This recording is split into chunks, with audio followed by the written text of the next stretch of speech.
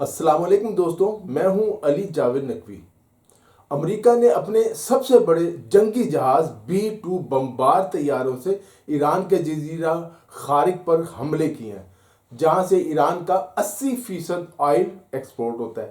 یہ امریکہ کا سب سے بڑا اور ٹرمپ کے بقول طاقتور ترین حملہ ہے، یعنی امریکہ اس سے زیادہ خطرناک حملہ نہیں کر سکتا، اب صرف ایٹم بم بچا ہے۔ لیکن ایران نے اس حملے کو بھی برداشت کر لیا، جس کے بعد ٹرمپ کے جنگی مشیر نے انہیں مشورہ دیا کہ اب بہتر یہی ہے کہ امریکہ ایران میں اپنی فتح کا اعلان کرے اور وہاں سے نکل جائے۔ امریکہ کے پاس ایران کو دھمکانے کا کوئی آپشن نہیں بچا۔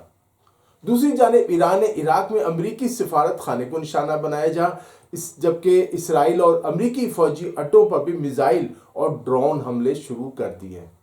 امریکہ نے ایران کے سپریم لیڈر آیت اللہ مجتبی خامنئی اور پاسداران انقلاب کے اہم عہدیداروں کے بارے میں معلومات دینے کے لیے $10 ملین کے انعام کا اعلان کیا۔ 2 دن پہلے امریکی صدر ٹرمپ جس وقت یہ دعویٰ کر رہے تھے کہ ایران جلد ہتھیار ڈال دے گا، سب انتظار کرتے رہے، لیکن ایران نے ہتھیار نہ ڈالے۔ جمعے کو امریکی وزیر دفاع مبالغہ آرائی کر رہے تھے کہ ایرانی قیادت زیر زمین بنکروں میں چھپ گئی ہے، لیکن اسی وقت ایران کے صدر مسعود پزشکیان، وزیر خارجہ عباس عراقچی، سلامتی کمیٹی کے سیکرٹری علی لاریجانی تہران میں اسرائیل کے خلاف یوم القدس کی ریلی میں بغیر کسی سیکیورٹی اور پروٹوکول کے شریک تھے۔ یہ امریکہ کے منہ پر ایک تھپڑ تھا۔ امریکی نیوز چینل CNN صدر ٹرمپ کو ان کا چہرہ دکھا رہا ہے اور جنگ میں ہونے والے امریکی نقصانات بتا رہا ہے، تو ٹرمپ انتظامیہ CNN کو تنقید کا نشانہ بنا رہی ہے کہ وہ امریکہ کے خلاف پروپیگنڈا کر رہے ہیں۔ فاکس نیوز اور قطر کا نیوز چینل الجزیرہ صدر ٹرمپ کی ترجمانی کر رہے ہیں۔ ان دونوں نیوز چینلز کے مطابق ایران کو روس اور چین کی خفیہ مدد حاصل ہے، خفیہ مدد کر رہا ہے چین، اس لیے امریکہ ایران کو جھکا نہیں پا رہا، ڈرا نہیں پا رہا۔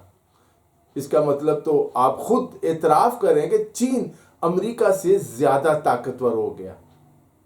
ایران چین کا GPS سسٹم استعمال کر کے امریکہ اور اسرائیل کے اڈوں کو ٹھیک ٹھیک نشانہ بنا رہا ہے، جبکہ امریکہ کا GPS اسے مسلسل دھوکہ دے رہا ہے۔ ایران میں بچیوں کے اسکول پر حملہ، امریکی میڈیا اسے امریکی GPS ٹیکنالوجی کی ناکامی قرار دے رہا ہے۔ امریکی ٹیکنالوجی فیل ہو چکی ہے۔ یہ بھی ثابت ہو گیا کہ چین کی یہاں بھی ٹیکنالوجی میں امریکہ پر برتری حاصل ہو گئی ہے۔ بہرحال مشرق وسطیٰ میں جاری کشیدگی نے عالمی سیاست کے توازن کو ایک بار پھر ہلا کر رکھ دیا ہے۔ بعض تجزیہ نگاروں کا خیال ہے کہ اس جنگ نے یہ واضح کر دیا کہ خطے میں طاقت کے اصل مراکز کہاں ہیں اور کون سی قوتیں مستقبل کے عالمی نظام کو، اس کی سمت کو، اس کا تعین کر رہی ہیں۔ نیا نظام کیا ہوگا؟ اور وہ دونوں ممالک ہیں روس اور چین۔ روس کا دوست ایران ہے اور چین پاکستان کا ہر موسم کا دوست ہے۔ یہ دوستی ہر آزمائش میں پوری اتری ہے۔ امریکہ کا سورج غروب ہو رہا ہے۔ صدر ٹرمپ بیان بازی کر کے اپنے اتحادیوں کو خوش کر رہے ہیں، لیکن وہ یہ بات خود بھی جانتے ہیں کہ جنگ اب ان کے کنٹرول میں نہیں ہے۔ ٹرمپ امریکہ کے گورباچوف مجھے تو لگتے ہیں۔ امریکہ نے اس جنگ میں کئی غلطیاں کی ہیں۔ بڑی یا بنیادی غلطی یہ کی کہ اس نے طاقت کے اصل مرکز کو درست طور پر نہیں پہچانا، جبکہ ایران نے جنگ کے 2 اہم مراکز کو بالکل درست انداز میں شناخت کیا اور انہیں نشانہ بنایا، پوری دنیا کو ہلا دے۔ ایک آبنائے ہرمز جو اس وقت جو ہے ایران کے مکمل کنٹرول میں، اور دوسرے خلیجی ممالک میں قائم امریکی فوجی اڈے اور CIA کے جاسوس اڈے، جو 1991 کی خلیجی جنگ اور آپریشن ڈیزرٹ اسٹارم کے بعد سے وہاں موجود ہے۔ امریکی اب اپنے فوجی اڈوں پر بھی محفوظ نہیں ہے۔ ایران نے ان دونوں مراکز کو ایک دوسرے سے جوڑ دیا، مربوط کر دیا۔ ایران کا کہنا ہے کہ وہ آبنائے ہرمز کو اسی صورت میں مکمل طور پر کھولے گا جب امریکہ جو ہے خلیجی ممالک کی سرزمین پر قائم اپنے فوجی اڈے خالی کرے گا۔ یہ ایران کی شرط ہے۔ ایران کے نو منتخب سپریم لیڈر آیت اللہ مجتبی خامنئی نے اپنے ہر شہید کے خون کا انتقام لینے کا بھی اعلان کیا ہے، جبکہ ایرانی صدر نے جنگ بندی کے لیے 3 شرائط رکھی ہیں۔ یہ شرطیں ایران کی فتح اور امریکہ کی شکست کا اعلان کرتی ہیں۔ ایران نے اپنی دوہری حکمت عملی کے ذریعے نہ صرف امریکہ بلکہ پوری دنیا پر دباؤ ڈالا ہے۔ ایران جس طرح امریکہ اسرائیل کا مقابلہ کر رہا ہے، مستقبل میں دنیا کے لیے ایک نئی مثال ہوگا۔ یہ بھی درست ہے کہ اس میں چین اور روس جیسے بڑے ممالک کی خفیہ مدد اور کھلی حمایت سفارتی جو ہے وہ بھی حاصل ہے۔ بعض عالمی مبصرین کے مطابق روس اور چین کی حمایت صرف ایران کے ساتھ 2 طرفہ تعلقات کی وجہ سے نہیں ہے، بلکہ یہ اس لیے بھی ہے کہ مشرق وسطیٰ میں ایران کی کامیابی ایک نئے عالمی نظام کی تشکیل کی طرف اہم قدم ثابت ہو سکتی ہے۔ چین اس طرف دیکھ رہا ہے، مستقبل کو دیکھ رہا ہے کہ وہ دنیا کی قیادت کرے گا۔ اس تصور کے مطابق عالمی سیاست کو سنگل سپر پاور امریکہ سے ایک کثیر قطبی نظام میں تبدیل کیا جا رہا ہے، جہاں طاقت چند بڑے ممالک کی بجائے مختلف علاقائی قوتوں کے درمیان تقسیم ہوگی۔ مشرق وسطیٰ کی اس کشیدگی میں پاکستان کی پوزیشن بھی اہم سمجھی جا رہی ہے، بلکہ سب سے زیادہ اہم۔ 12 مارچ کو وزیر اعظم شہباز شریف اور فیلڈ مارشل سید عاصم منیر نے سعودی ولی عہد محمد بن سلمان کی دعوت پر سعودی عرب کا دورہ کیا۔ یہ ملاقات بہت اہم تھی اور پوری دنیا کی نظریں اس پر تھیں۔ اس ملاقات میں پاکستان نے سعودی عرب کو اسرائیلی سازش سے آگاہ کیا کہ وہ مسلم ممالک کو آپس میں لڑا کر گریٹر اسرائیل منصوبے پر عمل کرنا چاہتا ہے۔ اسرائیل ایران، لبنان اور بہت سے مسلم ممالک کو تقسیم کرنا چاہتا ہے۔ وہ ترکیہ کو بھی تقسیم کرنا چاہتا ہے، پاکستان کو بھی توڑنا چاہتا ہے، نقصان پہنچانا چاہتا ہے۔ سعودی عرب بہت سے ممالک اسرائیل کی اس جو منصوبہ ہے، سازش ہے، اس کو سمجھ گئے ہیں۔ پاکستان نے ایرانی قیادت سے بھی کہا ہے کہ وہ خلیجی ممالک پر حملے نہ کرے۔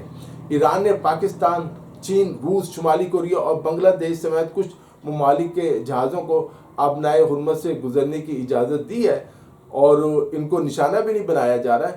اسی دوران سعودی عرب نے بھی پاکستان کو تیل کی فراہمی کے حوالے سے خصوصی جو ہے وہ سہولت دینے کا اعلان کیا ہے، جس پر پاکستان کی معیشت ہے اس پر دباؤ کم ہوگا۔ پاکستان کی درخواست پر سعودی عرب پاکستان کو ہر ماہ تقریباً کہا جا رہا ہے کہ 1 ملین بیرل تیل جو ہے وہ فراہم کرے گا، جو ایک بڑے مالیاتی پیکج کا حصہ ہے۔ اس پیکج کو $10 ارب کا شاید کہا جا رہا ہے۔ آپ جانتے ہیں کہ پاکستان اور سعودی عرب کے درمیان 2025 میں ہونے والا اسٹریٹجک دفاعی معاہدہ بھی ہے، جس کے تحت ضرورت پڑنے پاکستانی فوجی دستے خلیجی ممالک کے دفاع میں بھی تعینات کیے جا سکتے ہیں۔ خاص کر یہ معاہدہ جو ہے یہ سعودی عرب کے ساتھ ہے۔ پاکستان نے سعودی عرب کو اس مشکل وقت میں ہر قسم کی مدد کی یقین دہانی بھی کرائی ہے۔ روس اور چین کی خارجہ پالیسی میں بھی گزشتہ برسوں کے دوران ایک نیا تصور ابھرا ہے، جسے دوست ممالک کی اجتماعی سلامتی آپ کہہ لیں، اسے اس تصور کو کہا جا سکتا ہے۔ روس کی 2023 کی خارجہ پالیسی دستاویز میں اس تصور کو خلیج کے خطے میں تعاون کی بنیاد قرار دیا گیا تھا۔ چین بھی اس تصور کو اپنے گلوبل سیکیورٹی انیشیٹو کے ذریعے فروغ دے رہا ہے۔ اس نظریے کے مطابق اگر مستقبل میں امریکہ خلیجی ممالک سے اپنی جو فوجی اڈے ہیں وہ کم کرتا ہے یا فوج نکال لیتا ہے ایران کے دباؤ پر، تو ممکن ہے کہ خطے کے ممالک اس اجتماعی سلامتی کے تصور کو اپنائیں۔ یہ بھی کہا جا رہا ہے کہ جنگ کے بعد پاکستان اور سعودی عرب کے دفاعی معاہدے میں دیگر عرب ممالک بھی شریک ہو سکتے ہیں۔ اس میں بحرین، قطر اور UAE کا نام لیا جا رہا ہے۔ بھارت اور ایران جو کچھ عرصہ پہلے بہت قریب تھے، ایران نے بھارت کا اصل چہرہ دیکھ لیا ہے۔ بھارتی وزیر اعظم مودی نے اسرائیلی حملے سے پہلے اسرائیل کا دورہ کیا اور نیتن یاہو کو اپنی حمایت کا یقین دلایا اور کئی معاہدے بھی کیے، جس پر ایران بھارت سے سخت ناراض ہے۔ بھارت نے ایران کے سپریم لیڈر کی شہادت کی جو معاملہ تھا اس میں بھی ایران کا ساتھ نہیں دیا، امریکہ کی مذمت نہیں کی۔ بھارت میں ایرانی بحریہ کے جو مہمان تھے، امریکہ نے انہیں نشانہ بنایا، بھارت نے اس کی بھی مذمت نہیں کی کہ امریکہ کی مذمت کرتا۔ بہرحال جنگ جاری ہے۔ امریکی صدر اور اسرائیلی حکام روز ایران کے خلاف نئے حملوں کا اعلان کرتے ہیں، لیکن ایران ان تمام حملوں کو برداشت کر رہا ہے اور جواب دے رہا ہے۔ ایرانی حکام کا کہنا ہے کہ ان کے پاس میزائلوں کی کمی نہیں اور وہ کئی ماہ تک، 6 ماہ تک بلکہ کہا ہے، لڑ سکتے ہیں۔ مشرق وسطیٰ کی موجودہ جنگ صرف ایک علاقائی تنازع نہیں بلکہ عالمی طاقتوں کے درمیان ایک بڑے جیو پولیٹیکل مقابلے کی علامت بن چکی ہے۔ یہ کشیدگی اس سوال کو بھی جنم دے رہی کہ آیا دنیا اب کئی عالمی طاقتوں کے نظام کی طرف بڑھ رہی ہے؟ امریکہ کا سورج غروب ہونے کے قریب ہے، وہ معاشی دیوالیہ ہو سکتا ہے۔ پاکستان اس نئے عالمی نظام کا ایک اہم اور مضبوط کھلاڑی ہے۔ اب ہمیں اپنی معیشت کو بھی مضبوط کرنے پر توجہ دینی چاہیے۔ دوستو اس ویڈیو میں اتنا ہی۔ علی جاوید نقوی کو اجازت دیجیے، اپنا خیال رکھیے گا، خدا حافظ۔